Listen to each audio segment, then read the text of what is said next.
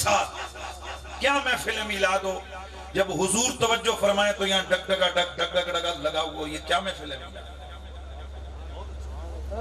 انتہائی معذرت کے ساتھ کچھ ہمارے علماء کے اندر حق گوئی کی قوت مسلوب ہو گئی، اور کچھ آپ لوگوں کو اتنی کھلی چھٹی مل گئی کہ جو جس کا دل کرے وہ بس اپنی مرضی سے شروع کر دے.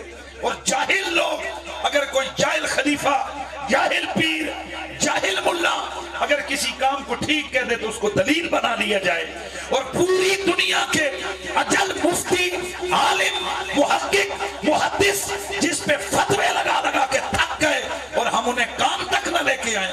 یہ عجیب و غریب حرکت ہے. ویسے بھی یہ نشر طرف کرنا یہ غلط کام ہے، لیکن جب حضور کی میلاد کے نام پہ اگر ہم غلط کریں گے یہ ڈبل غلط کام ہے.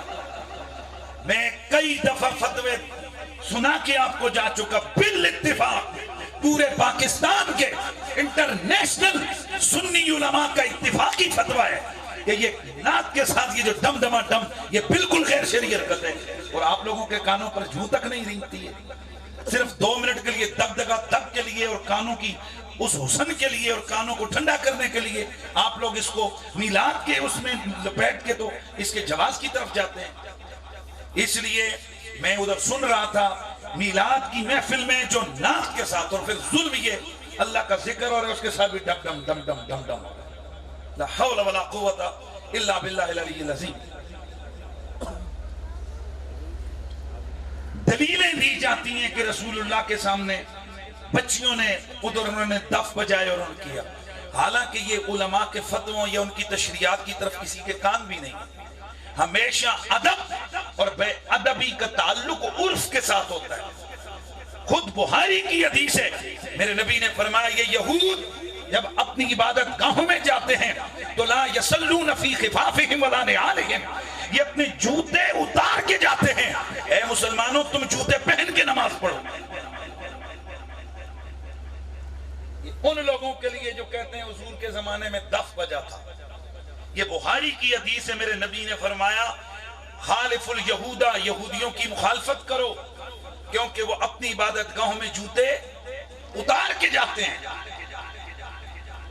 وہ نماز جوتے اتار کے پڑھتے ہیں، پہن کے پڑھو. اے بسم اللہ کرو نا، کل مسیتی وچ جاؤ تو جتیاں پا کے تجلے کوئی ڈکے آکو. آج قریشی صاحب نے بخاری دی حدیث سنائی سی،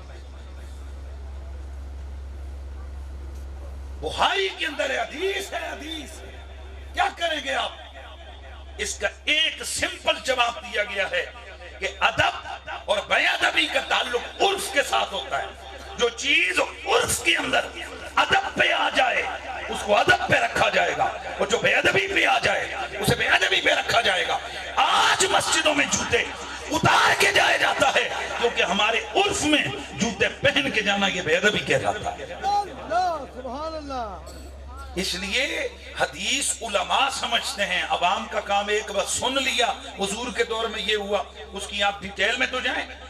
پھر آگے بڑھئے. آج عرب کے اندر جس وقت جنازہ اٹھتا ہے ڈھول بجتے ہیں، یہ ہمارے ہزارے کا کلچر ہے. جنازے سے پہلے ڈم ڈم ڈم ڈم ڈم ڈم ہوتا ہے. ذرا احمد کرو کیسے دے ابا رہی فوت ہوئے ہوں اسی بجاؤ تھے. بالکل ٹھیک ہے، میں بھی نہ مرنا. بھائی بجائیں نا، بجائیں، ڈھول بجائیں کسی کے والد کے جنازے پہ. اس نے دیکھنا ڈنڈا کیسے مارنا ہے سر پہ، کہنے میرے ابے دے جنازے تھے تینوں ڈھول یاد آئے. حالانکہ عرب کا کلچر تو یہی ہے. کیا کریں گے آپ؟ اب دلیل ختم ہو گئی. ہر علاقے کا عرف ہے.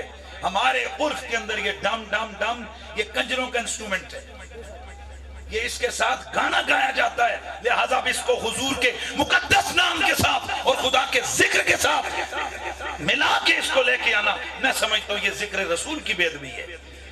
باقی رہ گیا کہ قوالی کی شرعی حیثیتوں کو سامنے رکھتے ہوئے اگر قوالی کوئی کرتا ہے وہ الگ ایک سلسلہ چشتیہ کا معاملہ ہے.